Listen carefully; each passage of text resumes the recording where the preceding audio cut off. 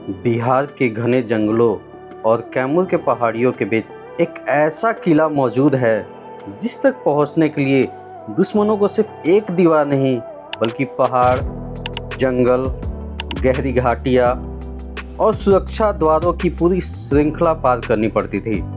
एक ऐसा किला जिसे सामने से युद्ध करके जीतना लगभग असंभव माना जाता था, जहाँ कभी राजाओं के दरबार सजते थे, रानियों के महल थे, सैनिक 24 घंटे निगरानी किया करते थे और जिसकी दीवारों के भीतर आज भी सदियों पुरानी कहानियां दबी हुई हैं।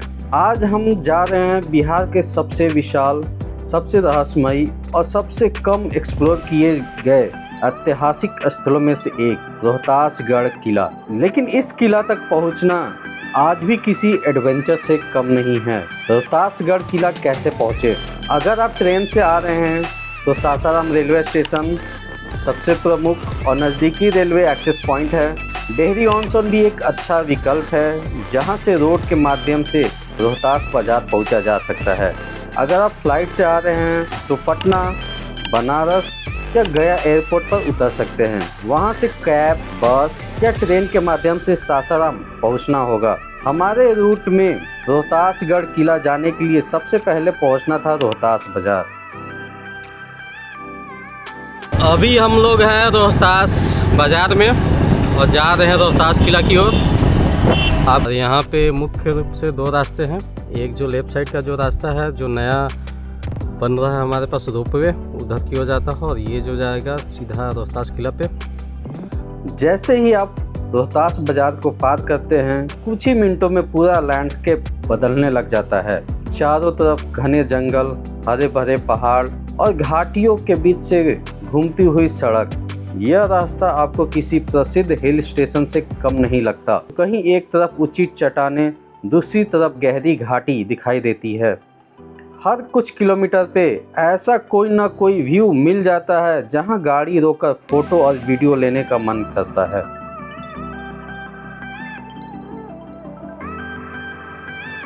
और ये आप जो देख रहे हैं खाई, ये अभी हम मात्र आधा दूरी ही चढ़ाई कर चुके हैं रोहतास किला की तरफ जाने के रास्ते में। अभी हम हैं घटवार बाबा मंदिर, जो कि ये है सामने मंदिर।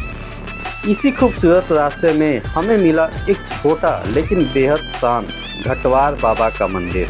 मंदिर का आकार भले ही छोटा हो, लेकिन यहाँ से दिखाई देने वाला घाटी का व्यू बेहद विशाल और खूबसूरत है। मंदिर के आसपास बंदर भी दिखाई देते हैं, इसलिए खाने पीने का सामान खुले में ना रखें और बंदरों को छेड़ने या उनके पास जाने की कोशिश बिल्कुल ना करें। मॉनसून के समय इस रूट की खूबसूरती कई गुना बढ़ जाती है। पहाड़ों में जगह जगह गिरते वाटरफॉल्स पूरे रास्ते को किसी सिनेमैटिक लैंडस्केप में बदल देते हैं। लेकिन याद रखिए, पहाड़ी वाटरफॉल जितने खूबसूरत दिखाई देते हैं उतने ही अनप्रेडिक्टेबल भी हो सकते हैं। पानी का फ्लो अचानक से बढ़ सकता है, चट्टानों पर काई और फिसलन हो सकती है और नीचे बने प्राकृतिक कुंडों की गहराई का अंदाजा लगाना मुश्किल हो जाता है। खाई बहुत ही ज़्यादा है यहाँ पे। रोहतास बाजार से रेहल तक ज़्यादातर रास्ता पक्की सड़क, सीनिक और कंपैरेटिवली कंफर्टेबल है। यह रूट सिर्फ डेस्टिनेशन तक पहुंचने का माध्यम नहीं बल्कि अपने आप में इस टूर का बड़ा अट्रैक्शन पॉइंट है। लेकिन रेहल पहुंचने के बाद यात्रा का स्वरूप बदलने लग जाता है, क्योंकि यहाँ समाप्त होती है कंफर्टेबल रोड और शुरू होता है असली ऑफ रोडिंग एडवेंचर। रेहल से किले की ओर जाने वाला रास्ता अभी भी कई हिस्सों में कच्चा, उबड़ खाबड़ और चैलेंजिंग है। पत्थर, मिट्टी, गड्ढे और बारिश के दौरान कीचड़ इस रूट को ऑफ रोड एडवेंचर में बदल देते हैं। सामान्य मौसम में कार और बाइक दोनों से आया जा सकता है, लेकिन मॉनसून में कम ग्राउंड क्लियरेंस वाली गाड़ियां फंस सकती हैं। अगर लगातार तेज बारिश हुई तो लोकल लोगों से रोड कंडीशन पूछकर ही आगे बढ़ें। 5 से 10 सेकंड का है। कई किलोमीटर की ऑफ रोडिंग के बाद हमें दिखाई दिया पत्थरों से बना एक पुराना और विशाल दरवाज़ा। पहली नज़र में यह किले का मुख्य एंट्रेंस दिखाई देता है, लेकिन वास्तव में यह महल परिसर का अंतिम गेट नहीं बल्कि रोहतासगढ़ किले की बाहरी डिफेंस लाइन का हिस्सा था। 7 दरवाजों में से ये पहला दरवाज़ा है। ऐसे ही 7 दरवाजे हैं इस किले की, जिसको आज तक कोई भी जीत नहीं सका है। ये अजय किला है और अभी हम हैं रोहतासगढ़ के किला पे। रोहतासगढ़ की प्राकृतिक सुरक्षा पहले से ही बेहद मजबूत थी। सीमित पहाड़ी रास्ते, घने जंगल, खड़ी चट्टानें और उन रास्तों पर बनाए गए डिफेंस गेट। और यहाँ पे मरम्मत वगैरह नहीं हुई है, काफ़ी जर्जर हो चुका है इसका हालत। इस पे जो नक्काशी है वो देख सकते हैं। कुछ जो हिस्से हैं वो बहुत पुराने हैं और कुछ जो हिस्से हैं उसको रिपेयर किया गया है शेष सूरी के टाइम पे। चलिए आपको दिखाते हैं इस दरवाजे के ऊपर का नज़ारा कि कैसा है। अभी ये है कुछ दरवाजे के ऊपर जाने का रास्ता, जो कि काफ़ी ही छोटा है, हो चुका है, अब पत्थरों से ढका हुआ है। तो चलिए आपको दिखाते हैं यहाँ का नज़ारा। पेड़ भी उग चुका है बीच रास्ते में ही, जंगल झाड़ी भी है।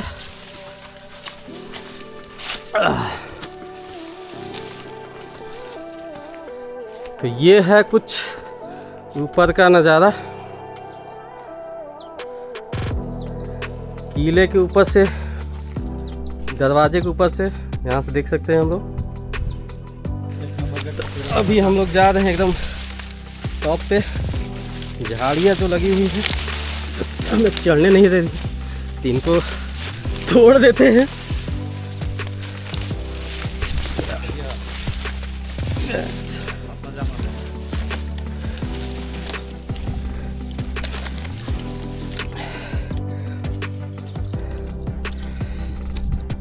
अभी हम लोग हैं दरवाजे के सबसे ऊपरी हिस्से पे, जो कि थोड़ा सा दरवाजे का मरम्मत की ज़रूरत है। काफ़ी बंजर हो चुका है और काफ़ी झाड़ियाँ भी उग चुकी हैं।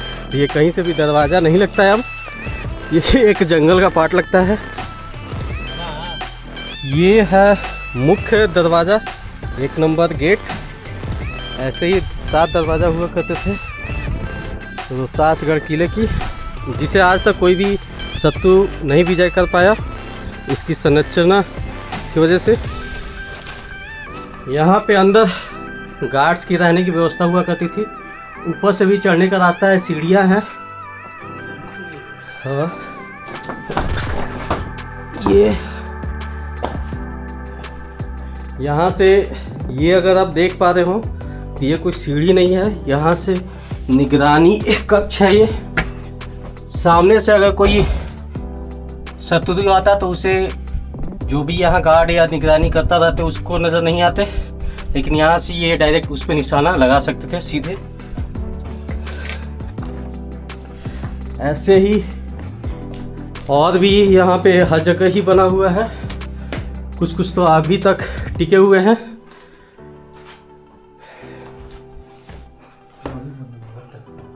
तो यहाँ पे सब जो भी है सुरक्षा कर्मी रहा करते थे। ऊपर से अगर नीचे से कोई देखने की उनको कोशिश करते तो उनको वो दिखते नहीं थे, लेकिन यहाँ से वो प्रॉपर सभी को देख सकते थे। ये गेट का मुख्य द्वार है। फाइनली हम मल्टीपल गेट्स की श्रृंखला को पार करते हुए पहुंचते हैं रोहतासगढ़ किला। अभी हम लोग हैं रोहतासगढ़ किले पे, आप देख सकते हैं। फाइनली हम पहुंच चुके हैं यहाँ पे। रोहतासगढ़ किले का इतिहास एक ही राजा या एक ही काल तक सीमित नहीं है। स्थानीय धार्मिक मान्यताओं के अनुसार इस स्थान का संबंध सत्यवादी राजा हरिश्चंद्र के पुत्र रोहिताश्व से जोड़ा जाता है। इसी परंपरा से रोहतास और रोहतासगढ़ नाम की उत्पत्ति मानी जाती है। अभी हम लोग हैं रोहतास के फेमस रोहतासगढ़ किले पे, जिसे कहा जाता है कि राजा हरिश्चंद्र के बेटे रोहितास ने बनवाया था 1700 शताब्दी में। उसके बाद बहुत सारे अलग राजाओं ने इस पे राज किया, जैसे राजा मान सिंह थे, शेष आसुरी, जिन्होंने मरम्मत का कार्य करवाया आगे चल के। उनकी भी नक्काशी यहाँ पे देखने को मिलती है। ये जो आगे चबूतरा देख रहे हैं, यहाँ पे सैन्य को कमांड देने के लिए या कुछ सफाई रखने के लिए बनाया गया था, जहाँ से सैनिक वगैरह कमांड किए जाते थे। ये कुछ किले का व्यू है। आगे का जो एरिया है वहाँ पे अस्तबल हुआ करते थे, जहाँ पे घोड़ों को रखा जाता था। ये है रोहतास किले का मुख्य द्वार, जिसको हथिया द्वार भी कहा जाता था। यहाँ पे हाथियों की नक्काशी बनी हुई है, जो कि पुराने ज़माने से ही बनी हुई है। जैसे ही आप इस मेन हाथिया द्वार से गुजरते हैं तो यहाँ पे कुछ अंदर का ये नज़ारा होता है, जहाँ पे इधर भी एक किला है आगे, और यहाँ पे भी कुछ डिज़ाइन है। ऊपर में भी नक्काशी डायमंड शेप की बनी हुई है, काफ़ी विजुअल है अभी भी, लेकिन वक्त के साथ साथ कुछ चीज़ें डैमेज भी हो चुकी हैं, काली भी पड़ चुकी हैं।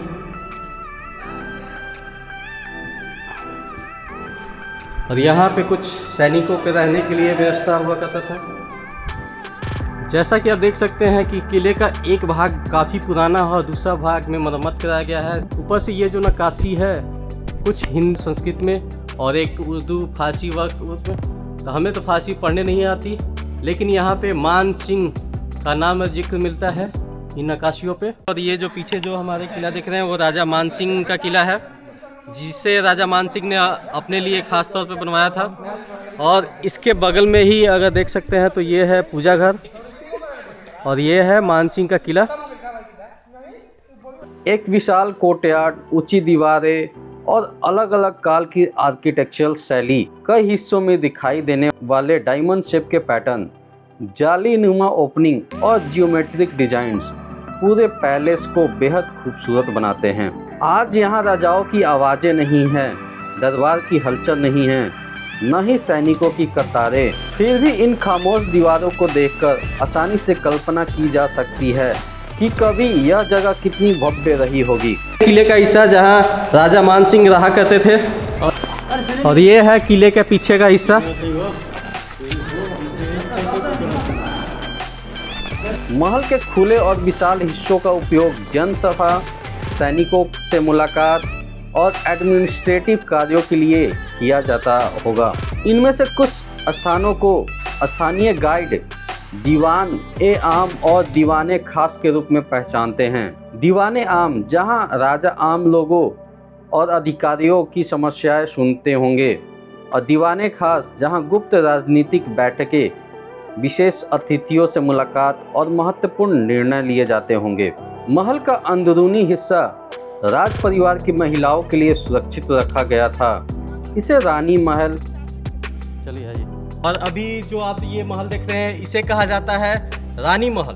तो इसे रानी महल क्यों कहा जाता है? क्योंकि यहाँ पे जब भी राजा या रानी को एक आरामदायक सुकून का लाइफ चाहिए होता था तो वो यहाँ पे आते थे, ऊपर में टहलते थे। तो एक तरह से उनकी ये प्राइवेट प्रॉपर्टी थी, जहाँ पे वो आराम से घूमते फिरते थे। यहाँ पे सीढ़ियाँ भी बनी हुई है जाने के लिए ऊपर में। और यहाँ पे देख सकते हैं कि ये कुछ गड्ढा सा बना हुआ है। ये कोई आम गड्ढा नहीं है, यहाँ पे पानी, साफ पानी भरा जाता था।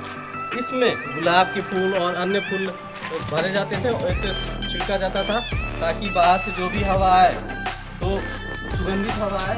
ऐसा ही सारा चारों का बना हुआ है, इसको रानी महल कहा जाता है। सेम इसी प्रकार से बना हुआ, तो सेम इसका भी काम यही रहता था।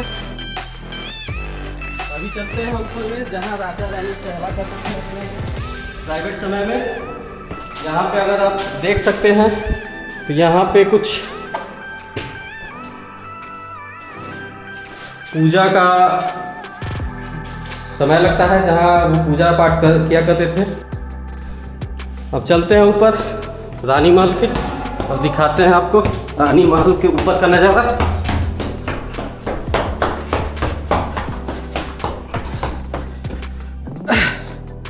तो ये वो जगह हुआ करती थी जहाँ पे राजा और रानी टहला करते थे, और यहाँ से उनको अपनी सारी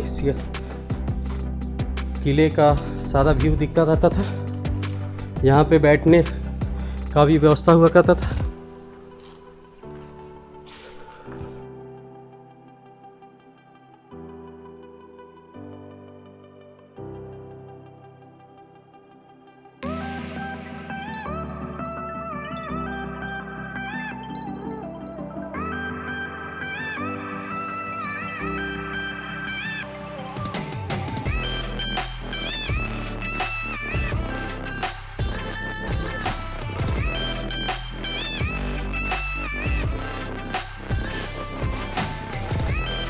ये है कुछ अंदर का नज़ारा। यहाँ पे दिए रखने की जगह बनाई गई थी स्पेशली, और ऊपर में जो नक्काशी है वो अभी तक दिख रही है, जो डिजाइन है। दीवार में छोटी छोटी बनी नीसेस, शांत लोकेशन और सीमित प्रवेश इस संभावना को मजबूत करते हैं। हालांकि ऐसा कोई स्पष्ट इंक्रिप्शन या इंफॉर्मेशन बोर्ड मौजूद नहीं है, इसलिए इसके ओरिजिनल यूज को पूरी निश्चितता से बताना कठिन है। ये है किले का शीश महल, जो कि खास तौर पे राज परिवारों के लिए बनाया गया था। यहाँ का डेकोरेटिव डिजाइन, पैटर्न्स और दीवारों की बनावट काफ़ी खूबसूरत है, और कहा जाता है कि पहले यहाँ शीशे के महल की तरह ये बनाया गया था, लेकिन आज यहाँ कोई भी शीशे का आइटम नहीं दिखा जा सकता, लेकिन ये काफ़ी ही खूबसूरत है, जो कि खास तौर पे राज परिवारों के लिए एक प्राइवेट एरिया के रूप में डेवलप किया गया था।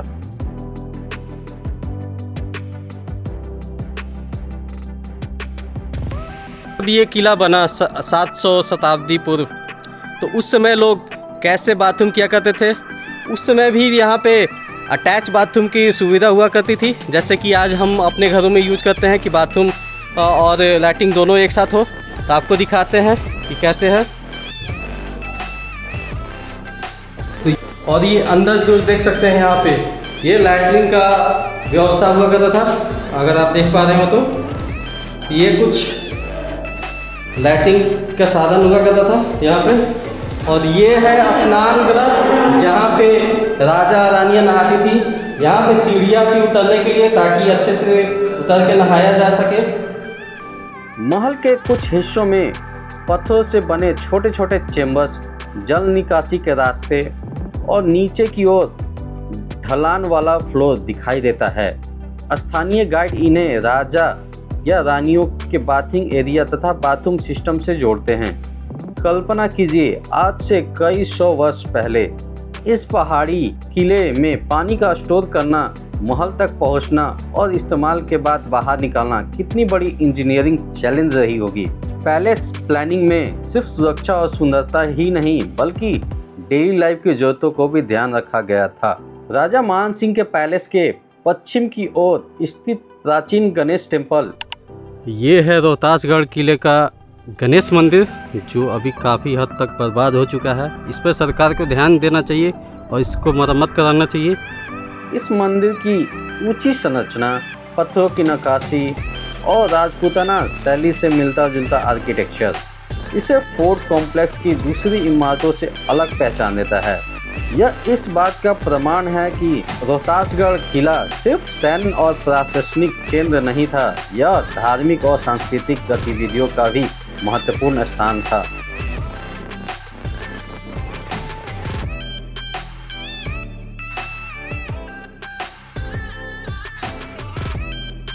फोर्ट कॉम्प्लेक्स से कुछ दूर एक ऐसी जगह मौजूद है जिसे स्थानीय लोग फांसी घर कहते हैं।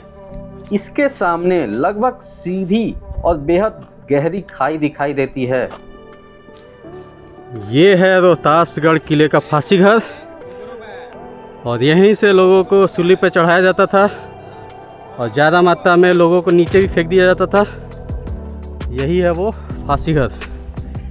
लेकिन इस स्थान की गहराई, सन्नाटा और आसपास का लैंडस्केप इसे रोहतास के सबसे मिस्टीरियस हिस्सों में से एक बना देता है। रोहतासगढ़ की यात्रा चौरासन शिव मंदिर के बिना अधूरी मानी जाती है। यह प्राचीन शिव मंदिर महल परिसर से अलग पहाड़ी क्षेत्र में स्थित है। मंदिर तक पहुंचने के लिए 84 सीढ़ियां चढ़नी पड़ती है। इन्हीं 84 सीढ़ियों के कारण इसका नाम पड़ा चौरासन। यहाँ पहुँचते ही किले की मिलिट्री हिस्ट्री से अलग एक शांत और आध्यात्मिक वातावरण महसूस होता है। मंदिर का मुख्य मंडप और कुछ पुराने हिस्से समय के साथ काफ़ी क्षतिग्रस्त हुए हैं, फिर भी यह स्थान आज भी स्थानीय लोगों की आस्था का केंद्र है। कुछ जगह हमें इतिहास से जोड़ती हैं, कुछ आस्था से। चौरासन शिव टेम्पल दोनों को एक साथ महसूस कराता है। ये था हमारा कंप्लीट रोहतासगढ़ किले का जर्नी। आपको ये जर्नी कैसी लगी हो हमें कमेंट करके ज़रूर बताएं। अगर आपको यह वीडियो पसंद आया हो तो इसे लाइक करें, शेयर करें और साथ ही साथ हमारे पहाड़ यात्री चैनल को सब्सक्राइब करें। धन्यवाद।